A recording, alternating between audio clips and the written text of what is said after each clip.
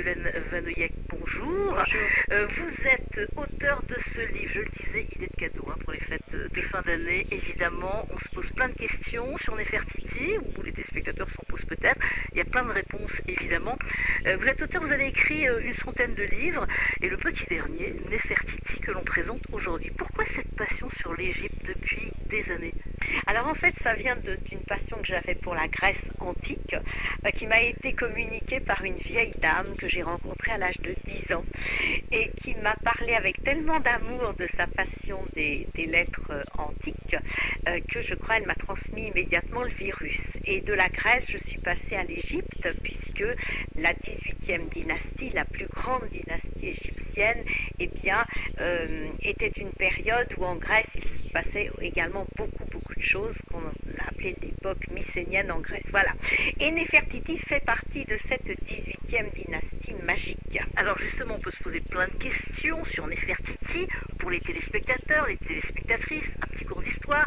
Qui est réellement Nefertiti? Qu'a-t-elle apporté réellement à l'Égypte?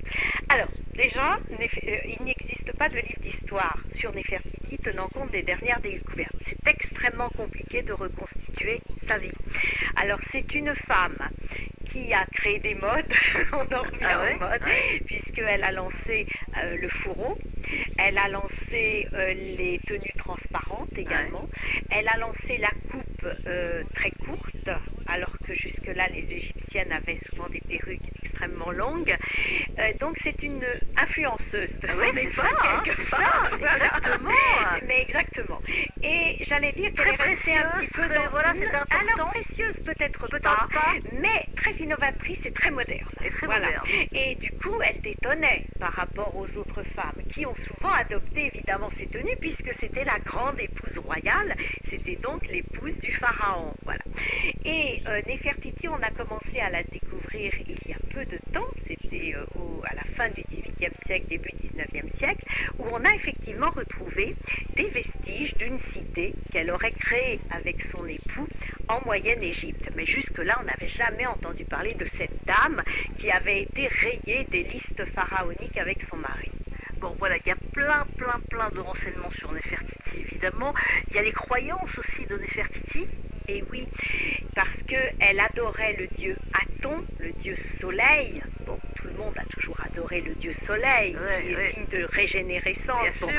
Mais là, vraiment, elle a créé avec son époux une cité qui était toute dédiée au dieu soleil Aton. Donc, les maisons n'avaient pas de toit parce qu'il fallait que les rayons du soleil illuminent toute la cité. Et ils passaient tous les deux leur vie et leur temps à prier le dieu Aton, en oubliant quelquefois aussi d'aller voir les tributaires de l'Égypte ou bien d'aller guerroyer. Donc, ces années ont duré vraiment pendant 7 ans de grande gloire de cette cité.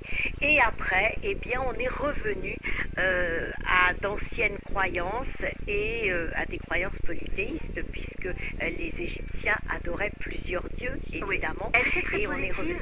Alors, elle était, si vous voulez, c'était une sorte de Cléopâtre, c'est-à-dire qu'elle adorait réunir les savants, les artistes du monde entier.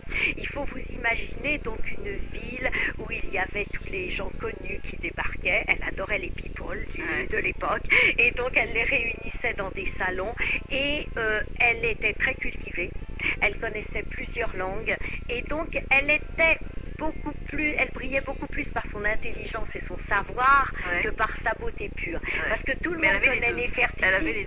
Tout le monde connaît Nefertiti par le buste de Berlin, qui a rendu le musée de Berlin célèbre. Bon, et on va au musée de Berlin pour voir Nefertiti. Sauf que ce ne serait pas Nefertiti, ce buste-là. Alors, en réalité, quand on la voit sur certaines représentations, elle est un peu petite, un peu bedonnante, le visage un peu sévère, donc elle est moins belle que charmeuse. Mais elle était sûrement par sa culture, et je vous dis, par tout l'aura qu'elle dégageait, elle était vraiment très... Il y a plein de questions, il y a plein de renseignements sur Nefertiti. On parle aussi de la disparition du beau-fils de Nefertiti dans ce livre. Il y a de belles photos aussi, toutes ces photos. Alors combien de voyages en Égypte pour vous? Je ne sais pas, parce que, des centaines forcément, parce que j'y passais quasiment quasiment 6 mois de l'année avant, maintenant un petit peu moins souvent, mais bon, voilà, ça reste minimum 3-4 voyages par an quand même. Bon, mais c'est le minimum, vous êtes Valérie.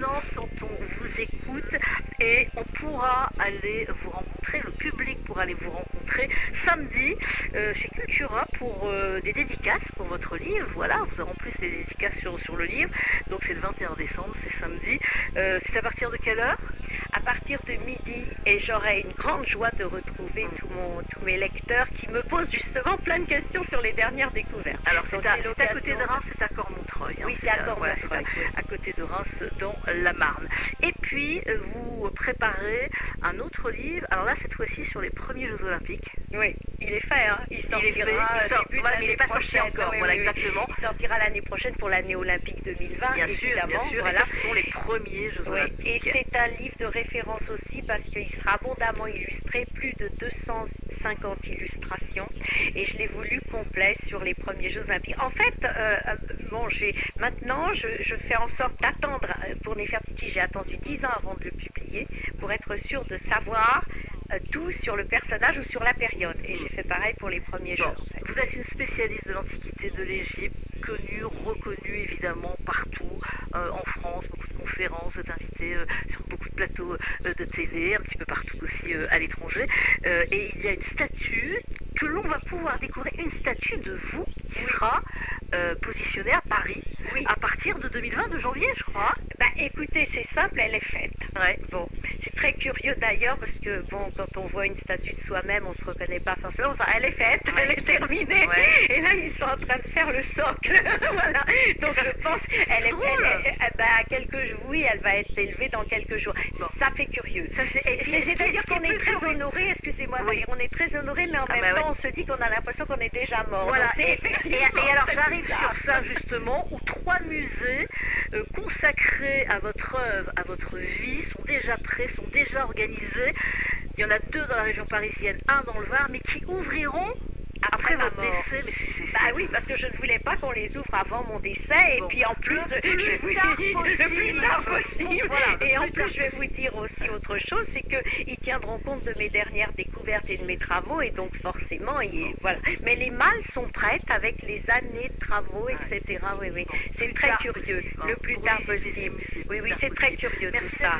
Merci Valérie. Vraiment un plaisir de vous avoir. Vous reviendrez évidemment pour votre prochain livre sur les premiers Jeux Olympiques. Oh oui. Merci Hélène Vaneuillec. Allez, on va retrouver Grégory Boileau. Vous êtes toujours à Nancy pour nous présenter une exposition de poils. Voilà. Et on va effectivement découvrir ce matin